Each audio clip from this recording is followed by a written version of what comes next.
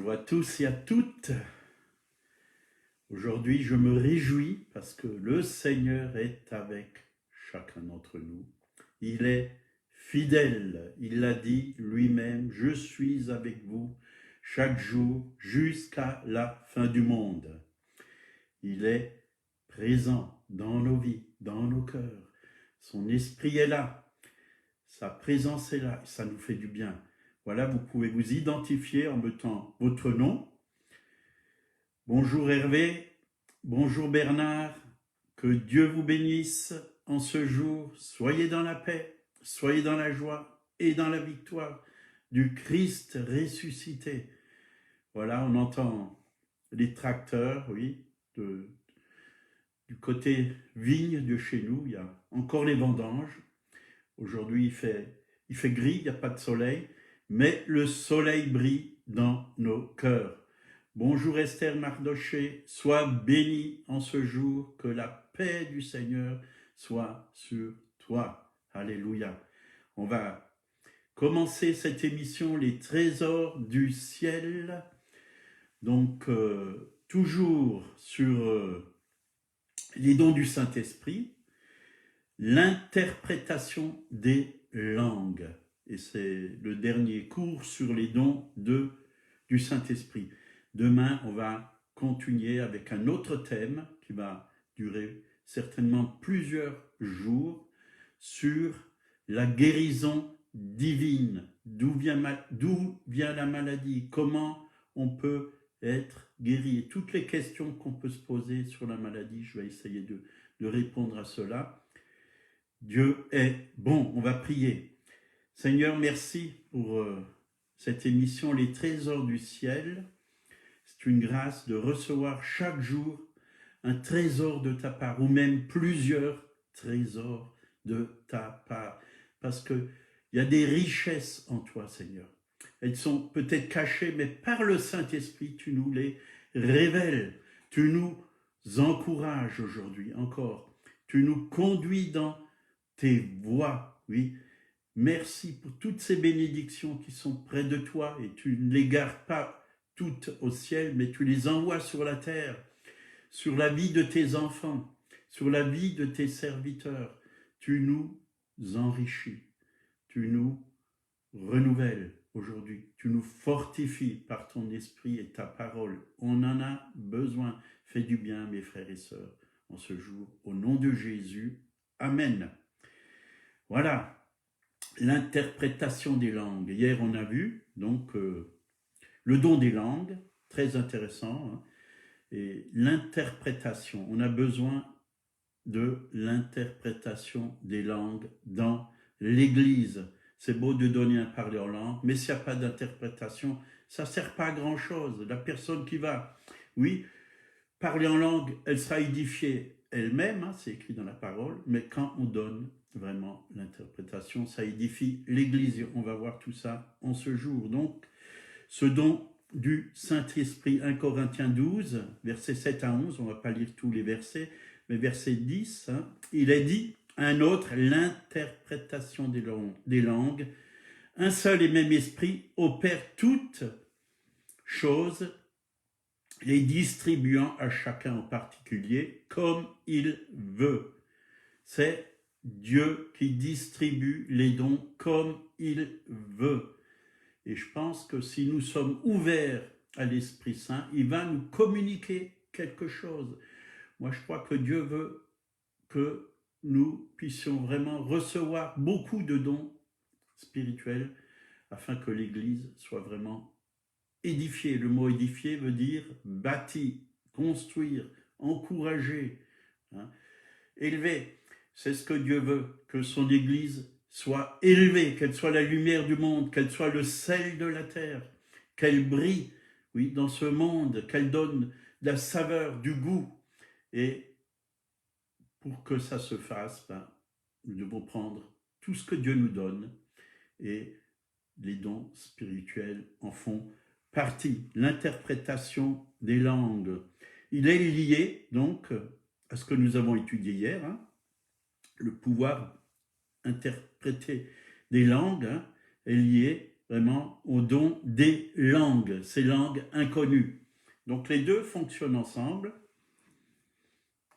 L'interprétation des langues, c'est quoi? C'est la capacité surnaturelle donnée par le Saint-Esprit d'exprimer dans une langue connue la signification de ce qui a été dit auparavant dans une langue inconnue. Voyez, quand quelqu'un parle en langue, on ne sait pas ce qu'il dit, mais Dieu le comprend parfaitement. Mais quand nous recevons l'interprétation, alors on peut connaître ce qui a été dit dans l'Esprit. Et c'est Dieu qui donne par le Saint-Esprit l'interprétation. Il peut le donner à la personne même qui parle en langue, mais il peut aussi le donner à une autre personne. Donc le but de l'interprétation des langues est le même que celui de la prophétie. Dans 1 Corinthiens 14, versets 4 et 5, là Paul dit, « Celui qui parle en langue s'édifie lui-même. Celui qui prophétise édifie l'Église. Je désire que vous parliez tous en langue, mais encore plus que vous prophétisez. Celui qui prophétise est plus grand que celui qui parle en langue, à moins que ce dernier l'interprète, pour que l'Église en reçoive l'édification. » L'Église a besoin de recevoir l'édification de ce parler en langue. Donc c'est le but, que l'Église soit édifiée. C'est bien de parler en langue, et surtout à la maison. L'apôtre Paul, comme on l'a dit hier, parlait, il a dit, je loue Dieu de ce que je parle en langue plus que vous tous. Ça veut dire que c'est très important de parler en langue, autant qu'on peut. Et c'est bon à la maison, chez nous, de beaucoup parler en langue, parce qu'on s'édifie soi-même. Si on veut édifier les autres, il faut d'abord qu'on soit édifié nous-mêmes. Et avant d'aller vraiment dans une réunion, soyons édifiés.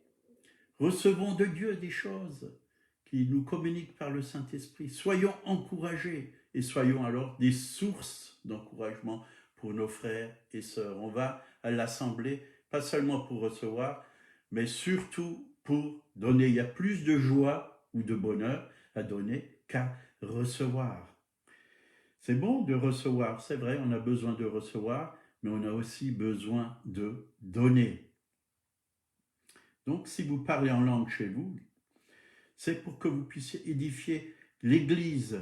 Mais dans l'Église, dans l'assemblée, on peut parler en langue, mais à voix douce, pas trop fort. Il ne faut pas que ça dérange. On peut parler en langue doucement, mais quand il y a un parler en langue qui est fort, qui vient vraiment pour être interprété, alors écoutons le Saint-Esprit pour savoir ce que Dieu veut nous dire au travers du don des langues et recevons l'interprétation. Bien souvent, bon, il y en a un qui reçoit l'interprétation, mais c'est confirmé par plusieurs autres personnes parce que l'Esprit dit la même chose à chacun.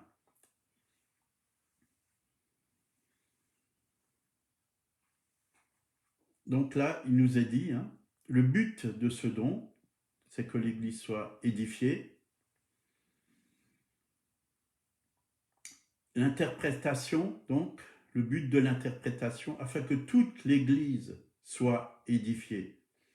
Pour que cela qu'il est dit, oui, c'est dit de la prophétie, celui qui prophétise est plus grand que celui qui parle en langue. Donc, quand vous recevez l'interprétation, c'est quelque chose aussi grand que la prophétie. La prophétie est très importante. Quand une interprétation de langue est suivie, quand un parler en langue est suivi d'interprétation, les personnes peuvent l'entendre et comprendre, elle produit exactement le même effet que la prophétie. Elle encourage, elle édifie, elle console. Dans 1 Corinthiens 14, versets 12 et 13, Paul dit, « De même, vous, puisque vous aspirez aux dons spirituels, que tout soit pour l'édification de l'Église, que vous cherchez à en posséder abondamment. Vous voyez, Dieu veut nous donner abondamment de dons spirituels. Et moi, je réalise que les dons spirituels, ils nous sont bien souvent communiqués quand nous louons Dieu, quand nous adorons Dieu. À un moment donné, il y a vraiment un silence qui s'installe comme ça, il y a une présence de Dieu qui s'installe et le Saint-Esprit désire œuvrer dans les vies, œuvrer dans les cœurs. Et Dieu peut donner toutes sortes de dons spirituels, comme nous les avons étudiés, hein. Parole de sagesse, parole de connaissance, discernement des esprits, ouais, prophétie, parler en langue, interprétation. Dieu veut donner toutes ces choses et nous avons vraiment besoin d'être ouverts, abondamment ouverts au Saint-Esprit. Dire au Saint-Esprit, Seigneur, parle-moi. Ton serviteur, ta servante, écoute. Que ceux qui ont des oreilles écoutent ce que l'Esprit a à dire à l'Église. Dieu parle encore aujourd'hui. Nous aussi, on lui parle, mais nous devons aussi l'écouter.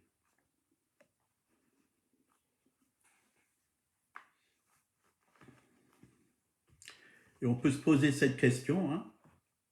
Pourquoi Dieu donne un message en langue inconnue et qu'ensuite il donne l'interprétation? Est-ce qu'il ne peut pas directement nous parler sans un message en langue?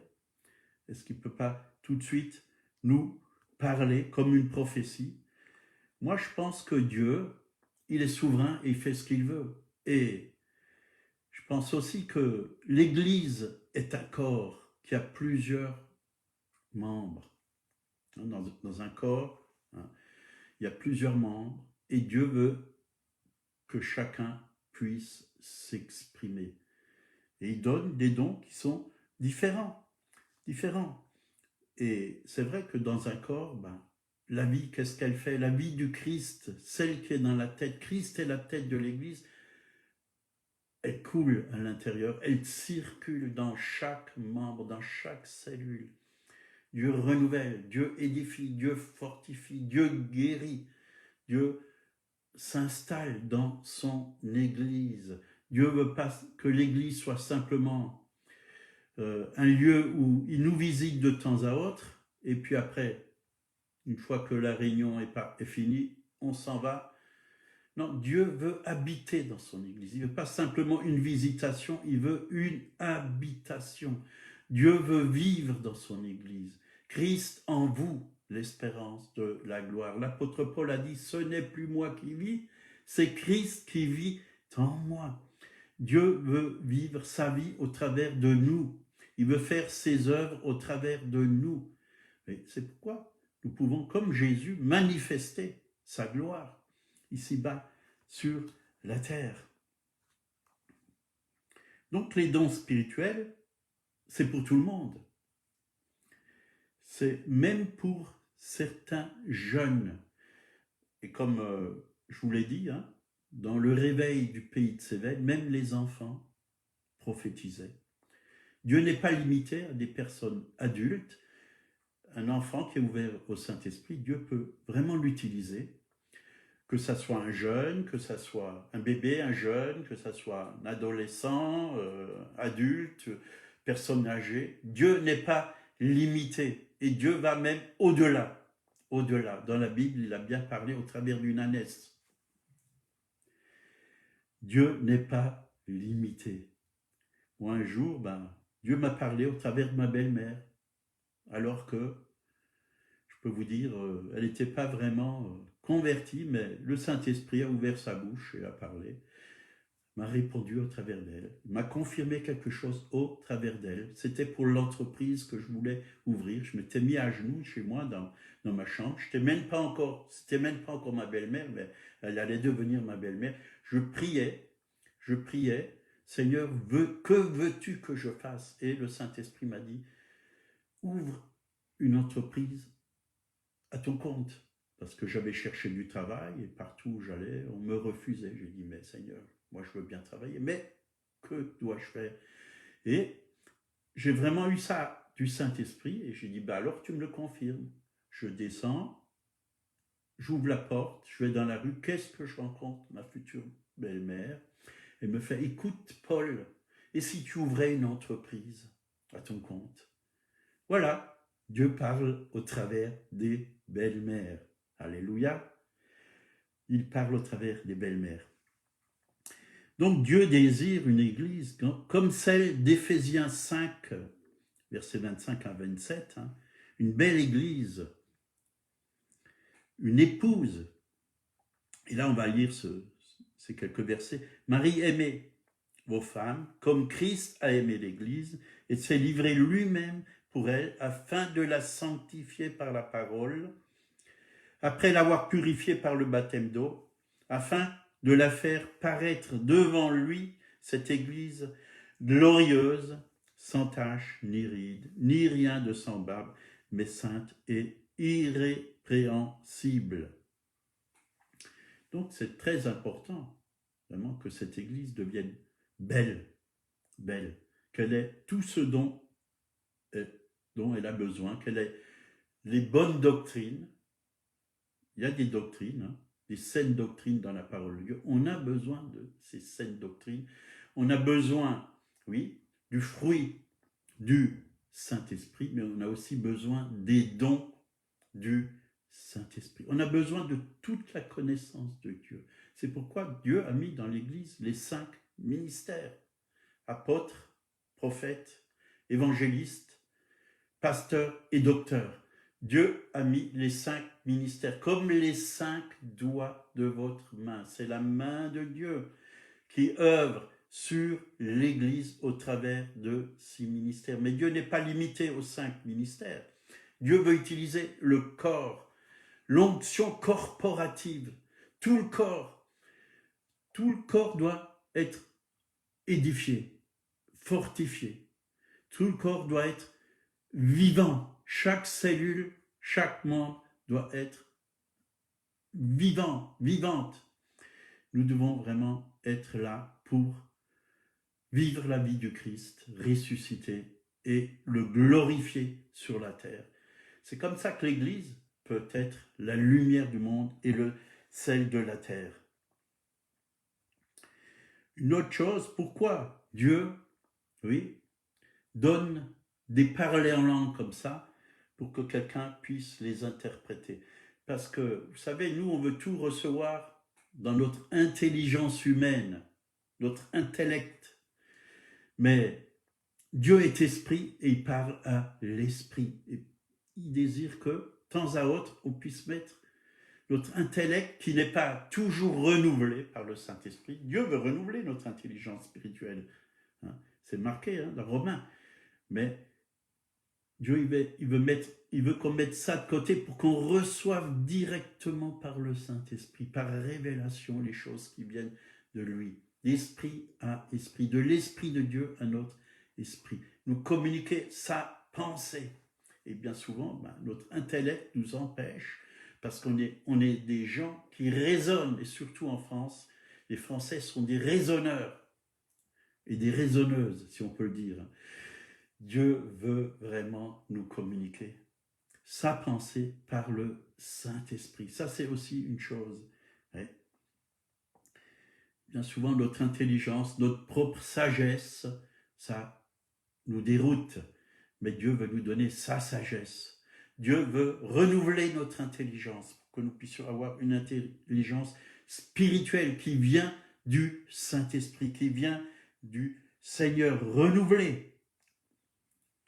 Donc, Dieu, il a plusieurs manières de nous parler au travers le parler en langue et le don d'interprétation.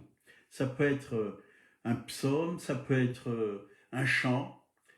Oui, mais j'ai déjà entendu quelqu'un qui a d'un coup chanté en langue. Dieu a donné un chant en langue et il y a eu en esprit, un chant en langue en esprit, et il y a eu l'interprétation en français. C'était très, très beau. Des paroles qui venaient vraiment du ciel où tout le monde a été renouvelé, encouragé, fortifié. Ça glorifiait Jésus. De toute façon, ça doit toujours glorifier Jésus et ça doit édifier l'Église parce que Jésus et l'Église ne sont qu'un. Lui, il est la tête, nous sommes le corps. Très important, oui, ce don et bien sûr tous les dons spirituels, que nous puissions vraiment les découvrir, demander au Saint-Esprit de nous donner la révélation de tous ces dons et que nous puissions les vivre dans nos assemblées et que Dieu soit élevé et glorifié. Quand quelqu'un vient dans une assemblée où il y a la vie, il est touché par le Saint-Esprit parce que les paroles lui sont communiquées, des paroles dont il a besoin lui sont communiquées. Ça va le toucher. Il va croire bien souvent qu'on connaît sa vie, mais non, c'est le Saint-Esprit qui connaît sa vie. C'est le Saint-Esprit qui connaît ses problèmes. Et pour nous aussi, c'est le Saint-Esprit qui connaît nos besoins, nos problèmes. Et c'est le Saint-Esprit qui vient nous donner des solutions, nous bénir. Voilà, on va finir par la prière. Et demain, donc, pour la guérison divine, on va voir tout ça pendant plusieurs jours.